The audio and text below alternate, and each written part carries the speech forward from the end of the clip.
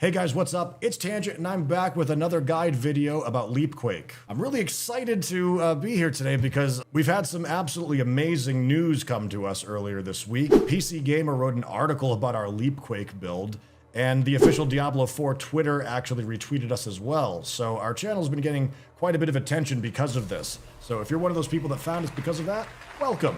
First things first, I want to put a disclaimer out there that this build is not a meta build, it is off meta, and it certainly will not impress anybody that's looking for something that will put up with meta build damage.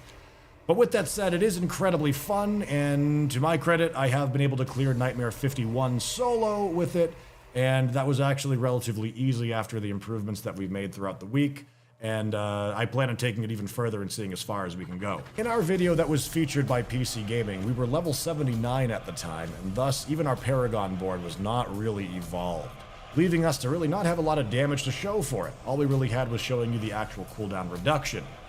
Now we're going to take it to the next step. Since then, I have gotten to level 91, and we've made significant improvements on the build, getting a lot of different equipments, and actually getting some aspects that I've never even seen to drop before that seem to pair really well with it. But for those of you guys who are new, what exactly is leapquake? Well, leapquake is a build where we utilize something called the giant strides aspect, mainly first and foremost. What this does is it enables you, when you use leap, to get a 5-second reduced cooldown if you hit at least one enemy, up to a maximum of 9 seconds. So for us, our cooldown reduction has our leap at 9.4 seconds currently, which is up from 9.7 in the previous video. The way the game works is after you leap, the remaining half second or so is rounded down and you get to do an immediate leap again, so long as it's low enough. Our skill setup for this build includes leap, iron skin, iron maelstrom, kick, Hammer of the Ancients, and Ground Stomp. Kick and Ground Stomp are particularly important because they allow us to reset the cooldown of leap thanks to the perpetual stomping aspect on our boots. One of the things about this build that's really important is as you're leaping rapidly from enemy to enemy, you're putting earthquakes down as you're stomping and leaping. These are very important for you because not just because they're dealing damage to your enemies, but because they're giving you damage reduction to the tune of up to 20% or a little more, or up to 20% bonus damage as well if you're standing in them. And because they're all over the place, you virtually benefit from them all the time. So let's talk about our equipment for a little bit. Starting out with our helmet, it's really important that you try and roll cooldown reduction on it. I've only got 10% on mine. It can go higher. So far, that has been sufficient. Other than that, aspect is pretty important on there. I chose to go with disobedience because it allows us to get up to 50% bonus armor as we stack damage on the opponent, and it's always going to have uptime for that so long as you're in battle. This will absolutely increase your survivability. One of the most exciting pieces of equipment that we got for our build is our new chest piece. It is an absolutely beautiful piece right here, which also grants us 4 ranks of iron skin on top of many different fortifications and damage reduction benefits. We imprinted the Iron Warrior aspect on it, giving us an unstoppable skill to break out of crowd control effects and an additional 23% bonus damage reduction. Alternatively, you can consider using Rallying Cry with the Unbreakable passive. Moving on to gloves, I was fortunate to get a Fists of Fate to drop with a maximum 300% aspect. This has been a really interesting piece of the puzzle, although at times it does feel like it lets me down because if it rolls really low, but oftentimes it is really putting the work in. It is because of the Fists of Fate that our build has been able to crack into the millions of damage, and I'm sure it won't let you down. If you don't have a Fists of Fate, I would highly recommend using whatever your preferred gloves are with a defensive aspect of your choice. Originally with the Fists of Fate, we were comboing it with the Veteran Brawlers aspect on a two-handed weapon because it was allowing us to get 600% bonus damage to our leaps, but I was finding that the setup for it was really unsatisfying, and when you roll 1% on the Fists of Fate, after a 600% bonus damage on leap, it's just really deflating and really defeating. I actually wound up keeping the Fists of Fate instead and dropping the 600% bonus damage to leap off of the two-handed slashing weapon and went with something different, which we'll cover in just a little bit. Our new legs are a significant improvement as well, giving us 4 ranks of kick and leap, which is +1 rank over our previous version. We decided to put Steadfast Berserker on them. As you know, we have complete uptime of Berserk, 100%. And because of that, and our high chance of lucky hit with 66% base with leap, we're virtually always getting extra fortify all the time when we're doing this. It's a really great aspect for increasing your tankiness. Now let's talk about boots. Boots are really important, and they're not really fun, unfortunately. There's a very important aspect that you're going to need for this build, and it can only go on boots or the amulet. And this aspect is the aspect of perpetual stomping. Perpetual stomping makes it so that if you use ground stomp or kick, it instantly resets the cooldown of leap. So while not necessary, it's really fun, and it also makes it so that when you either are targeting a single entity, or if you just happen to miss with your leap, you're able to get the combo back online by being able to reset the cooldowns. Perpetual stomping aspect goes better on boots because it has no numerical value for it. That means that if you put it on an amulet, you're not going to get the bonus 50% extra stats that you would be getting from putting any other aspect on there. And for a while, this was a really restrictive part of our build. We had the 100,000 steps unique for our feet, which was really awesome for a while, but I was finding myself aspect starved. And it was even worse with the fact that it made us have to have perpetual stomping on our amulet. So the 100,000 steps had to go. We got some regular boots. I'm happy with them. And perpetual stomping on there is far more fitting. Speaking of amulets, you're going to absolutely want to get cooldown reduction on them, as well as brawling skills if you possibly can. Ranks of counteroffensive are also a plus, or wallop.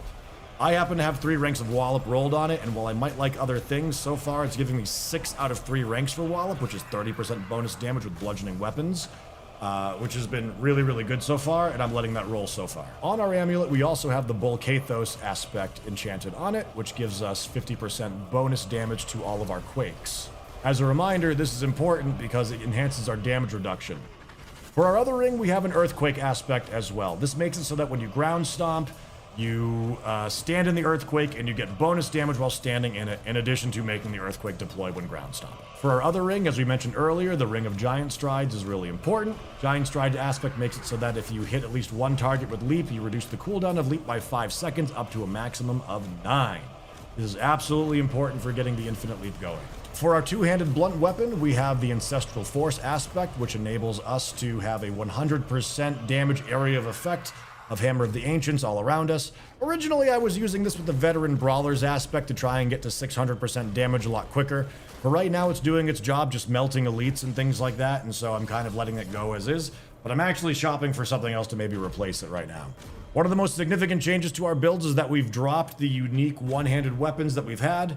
We were using a combination of Ramalodni's Magnum Opus and the Butcher's Cleaver, because I was figuring that the crowd control, the fear from the Butcher's Cleaver, for example, might actually be better than some solid defenses or even more damage. In my testing, I really enjoyed it, but I also felt that it was kind of lacking. Digging through my stash, I found an old faithful hammer of mine that I've had since level 62 that rolled at 812 power, that had a perfect Edgemaster's aspect on it. Last time I was using that hammer, Edgemaster was actually not even functional, so I put it away for a while. But now we have it, and it's maxed out, whereas our previous hammer only had a half capacity one. So this one's maxed out. We've noticed that, since we are leaping and getting 40 fury from every single time that we're hitting a target, it's frequently putting us at maximum capacity so that we are fully benefiting from Edgemasters completely at its maximum potential. On our other hammer, we decided to go with Conceited since we have Iron Skin on our bar now, and it's the first time that we've had access to a barrier. What this does is it gives us a 25% increased damage bonus while we have a barrier active. We'll be seeing how we feel about this one. The only barrier that I have is from Iron Skin, and I'm not sure exactly if that's going to be worth it, but so far in testing, it seems pretty good. Our two-handed slashing weapon has had a significant upgrade as well. We found a retribution aspect, which is the first time I've ever actually got one to drop, and this is really, really, really good. Distant enemies have an 8% chance to be stunned for 2 seconds when they hit you. That's just gravy. The real thing is you deal 76% increased damage to stunned enemies, at least with the aspect that I have. And a reminder, I'm level 91 right now. If you get up to level 100, these aspects could probably be even higher. A big part of the build revolves around you having vulnerability, crit damage, crit chance, close, immobilize, stunned, slowed, crowd controlled. These are all the things that are going to be your buckets of damage that you're going to be dipping into. If I had to prioritize, I would say vulnerability, crit chance, crit damage, and close are probably going to be your most important, followed by stun. So let's talk about the skill tree for a little bit. Our skill tree makes it so that we don't run a basic skill, so you're only going to want to put 2 skill points into that so you can get on to the next tier of abilities that you can invest in. After that, you put a couple of points into Hammer of the Ancients. For us, we've got 4. Second rank, we've got Enhanced Hammer of the Ancients, followed by Furious Hammer of the Ancients for that extra damage. It's important to take Pressure Point, all 3 ranks of it, because you're going to want to get as much vulnerability chance damage as you can possibly get. Moving along, we only have 1 rank invested in Ground Stomp. Before I had it kind of fully maxed out, but I was realizing that the amount of points that I had in here, it just really wasn't worth it. I might go back and add more points into it, but I felt the damage from Ground Stomp itself just wasn't really cutting it. The cooldown reduction from it really wasn't all that great either. We did enjoy it earlier, but it was really, I think it was holding us back from getting through the harder dungeons because we just needed those points elsewhere, and we have moved them around. Iron Skin is at 9 ranks because of our gear, and that gives us 90% of our missing life as a barrier for 5 seconds. On top of that, it's got a really short cooldown, 10.76 seconds, which I think is really nice. An alternative to this would be Rally and Cry with their unstoppable passive as well. But I just don't really like shouts. They're really good. They're really good, but everyone uses them. And, well, my gear is pointing me to Iron Skin, so we're going to go with that for right now. It also lets us save a lot of skill points by not investing in a lot of the things that you would come to expect, such as Raid Leader for shouts. Finishing off Iron Skin, you're going to want to get Strategic Iron Skin as well for the additional Fortify, since our equipment goes really well with all of the stacked damage reduction bonuses that we have. On to our brawling skills, and brawling skills are our bread and butter, as you know. For Kick, we currently have 6 ranks. We definitely want to get more. It makes the cooldown better, the damage better. A lot of people might want to go with Power Kick. Power Kick is a really tempting one to take. Power Kick makes it so that you instead do not knock back enemies. You kick them, it dumps your Fury and deals bonus damage depending on how much Fury was dumped. It's a really good skill. I'm finding that right now it trips me up with Hammer of the Ancients. In the future, I could see myself dropping Hammer of the Ancients potentially to just use that as our Fury dump. But I gotta admit, it's just so fun kicking people into walls and knocking them down by kicking them and sending them flying across the screen and then following up with the giant leap on top of them. For rule of cool purposes and because I'm having a great time, I'm keeping that right now. So if you want to try out Power Kick, certainly go for it, but for my own sanity and my own fun, I've been keeping Mighty Kick instead. For Leap, we've got 9 out of 5 ranks for this. We definitely are trying to get closer to that maximum rank of 12. With that many ranks in Leap, the cooldown is 9.4 seconds with a 66% chance of a lucky hit. This makes it so that many of our abilities stay online, and the cooldown is absolutely necessary. You don't need to necessarily have the bonus ranks of them. I had only 5 ranks of it before, and I was able with my cooldown reduction to have 9.7 seconds of cooldown, I believe, for Leap. It could be wrong. Your mileage may vary, but that's the way that I remember it. One of the most important things that you can pick up, though, in the Brawling Tree is going to be the Battle Fervor passive. All 3 of them. This makes it so that whenever you deal damage with a Brawling skill, you enter Berserk for 3 seconds. This is how you have unlimited berserking. This is how you have maximum uptime to all of your berserking. Take this, you will not regret it. Down into weapon mastery skills, we have 3 ranks of Pit Fighter as well as No Mercy, because as I was saying before, immobilized, stunned, and slowed enemies are part of our bread and butter. You're going to want to be able to have extra damage versus them, as well as damage reduction for when you're in those situations, which you always will be because of Leap. Down to our weapon mastery skills, you're certainly going to want to consider getting counter-offensive up to maximum. I might even consider putting Thick Skin up to 3 ranks because at the time of this video, we actually just got our fortified drops kind of earlier in the day while we were streaming. So we are kind of trying to figure out what's that fine balance. But what I do know is that 12% bonus damage from counter-offensive is really good. On top of that, you can get even more ranks on your amulet if you're lucky. I do not have it. Currently, we've got Wallop at 3 ranks and Brawling skills on ours. And that's been working out really well, but counteroffensive is pretty good. 3 ranks of Pit Fighter as well as No Mercy is really important as well because it's your bread and butter. Critical strike chance against immobilized, stunned, and slowed enemies, bonus damage, and damage reduction versus them as well, especially from a distance. It's just really good. Moving down now to our ultimate skills. Ultimate skills are an interesting one for here. I go with Iron Maelstrom. It was buffed, it's got a quick cooldown, it uses all of our weapons, it stuns on the first hit. It does so much, and it's got a great range to boost, and the damage is nothing to sneeze at as well. People have asked me in the past, why don't I use Call of the Ancients or the ability to, the aspect that lets you have an Ancient that will appear when you use Leap, Whirlwind, or Upheaval, and the answer to that is, they don't tell you this, but there's a 5-second internal cooldown. between the appearances of the ancients, so you actually will hardly ever see them in battle, at least not with the frequency that you're possibly hoping. And on top of that, their targets that they choose are really not all that great. I did experiment with it because I wanted the extra 20% attack speed to see if that would really make our leaps faster. I wasn't satisfied with it, and so I decided to just not go. Wrath of the Berserker is an honorable mention here. It's an interesting one. I think there's something here. We don't run basic attacks, and so it is pretty useless. But it is an extra unstoppable skill on a massive cooldown. But what it does also do is give you an extra 25% damage to your berserking skill, which is constantly having uptime, so long as you're spending 50 fury at a time, and it keeps stacking. It seems like it could be good, but I was feeling naked having that on my bar without having Iron Maelstrom or something else. Speaking of Iron Maelstrom, we decided to trim the final skill point off of it, only investing 2 points in, because we are no longer using the Walking Arsenal key passive. We have graduated to Unconstrained, which makes it so that our Berserk's maximum duration is increased by 5 seconds, and the damage bonus is increased by 25%. This means that whenever you leap or kick, you're getting 8 seconds of berserking, and that is massive and basically endless for the duration of the fight. And the 25% damage on top of that is a huge pool of damage too. Back up to the ultimate skills, we have heavy-handed, 3 ranks of that. Using two-handed weapons, you deal 15% increased critical strike damage. This is a really, really, really awesome thing, especially if you're going to be using blunt weapons for the wallop passive that we have. We have 6 out of 3 ranks for this, and it makes it so that our skills using bludgeoning weapons deal 30% increased damage if the enemy is stunned or vulnerable. We do this all the time, and it stacks with everything else. And this is also really important, part of the reason why we decided to get rid of Walking Arsenal and the last rank of Iron Maelstrom, because we're just not switching weapons enough anymore. We're using mostly two-handed blunt now at this point in time. Which brings us to Concussion, which gives us a 45% chance with a two-handed blunt weapon of inflicting stun. That's absolutely awesome. You're definitely going to want to be doing that if you're running two-handed blunt for that.